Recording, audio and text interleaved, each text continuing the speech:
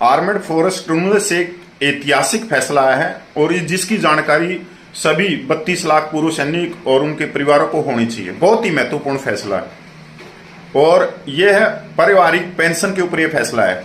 Retired मुस्लिम सैनिक की दूसरी पत्नी को 5 साल बाद मिला इंसाफ, केंद्र सरकार को पेंशन जारी करने के आदेश।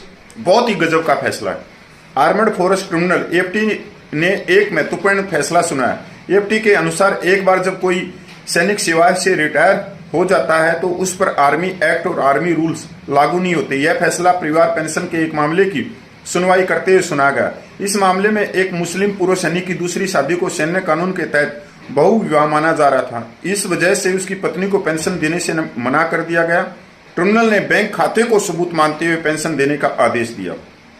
एक रिटायर्ड मुस्लिम सैनिक से जुड़ा है। रिटायर होने के बाद उसने दूसरी शादी की थी। उसकी मृत्यु के बाद उसकी दूसरी पत्नी ने परिवार पेंशन के लिए आवेदन किया, लेकिन सेना के रिकॉर्ड में केवल उसकी पहली पत्नी का नाम था। इसलिए अधिकारियों ने दूसरी पत्नी के दावे को खारिज कर दिया। उनका कहना था कि उसका नाम सेना के आधिकारिक दस्तावेजों में नहीं है। ट्रिब्यूनल ने दूसरी पत्नी का नाम रिकॉर्ड में न होने पर विचार किया। उन्होंने पाया कि मृत सैनिक के बैंक खाते में दूसरी पत्नी का नाम सह आवेदक के तौर पर दर्ज है।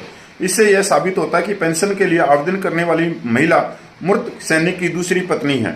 लखनऊ बेंच ने यह आदेश दिया। बेंच में जस्टिस न्यायिक सदस्य और मेजर जनरल शामिल थे। उन्होंने शाहीन बानो की याचिका पर सुनवाई करते हुए फैसला सुनाया। शाहीन बानो स्वर्गीय सिपाही मोहम्मद जुबैर की विधवा है। जुबैर आर्मी सर्विस को एएससी में तैनात थे। मोहम्मद जुबैर 16 मई 1963 को एएससी में भर्ती हुए थे और वह 1 जनवरी 1978 को रिटायर हो गए थे। अपनी सर्विस के दौरान उन्होंने किस्मतुल निसा से शादी की थी। बाद में मुस्लिम रीति रिवाजों के अनुसार दोनों का तलाक हो गया। उसके बाद जुबैर ने 25 जून 1983 को शाहीन बानो से शादी की थी। यह शादी भी मुस्लिम रीति रिवाजों के अनुसार हुई थी।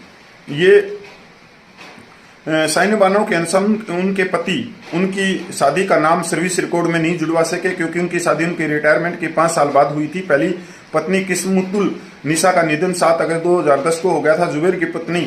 जुबैर की मृत्यु 7 मई 2021 को और 76 वर्ष की आयु में हुई थी। उनकी मृत्यु के बाद शाहीन बानो ने परिवार पेंशन के आवेदन किया, लेकिन उन्हें बताया कि उनका नाम सर्विस रिकॉर्ड में दर्ज नहीं। इससे परेशान होकर उन्होंने पेंशन पाने के लिए एएफटी में याचिका दायर की। केंद्र सरकार ने याचिका का विरोध किया। उनका कहना था कि चूंकि शाहीन बानो का नाम सर्विस रिकॉर्ड में नहीं, इसलिए उनके दावे पर कार्रवाई नहीं की जा सकती। उन्होंने यह भी कहा कि शाहीन बानो ने जुबैर से तब शादी की थी जब उनकी पहली शादी चली थी, इसलिए यह सैन्य कानून के तहत बहुविवाह माना जाएगा।